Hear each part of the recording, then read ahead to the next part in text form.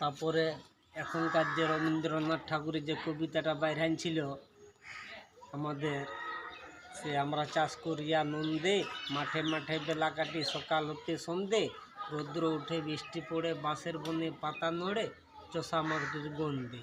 তো এখন আগেকার মানুষজন ছেলা পুলা সবাই খাটত, আর এখন কেউ যাচ্ছে নাই বাপ, বুঝছে বড় কষ্ট আমার ক্ষেত খিলেই থাকুক কি। হ্যাঁ, এখন 200 টাকা পয়সা দিচ্ছে, চাউমিন দিচ্ছে, তাও নাই পাশে কামিন। হ্যাঁ, চাউমিন 200 টাকা পয়সা, নাই পাচ্ছে কামিন। ট্র্যাক্টরের পেছনে ঘুরে ঘুরে মানুষজনরা তো প্রেশান হয়ে গেছে, কোন হই নাই, গরু তো চলছে না, এখনকার চ্যাংড়া ছেলেরা খাটতেও পারছে না, কি করে চলবে। যা হবার তো হচ্ছে সেটা বুঝতে পারছে মানুষজনে।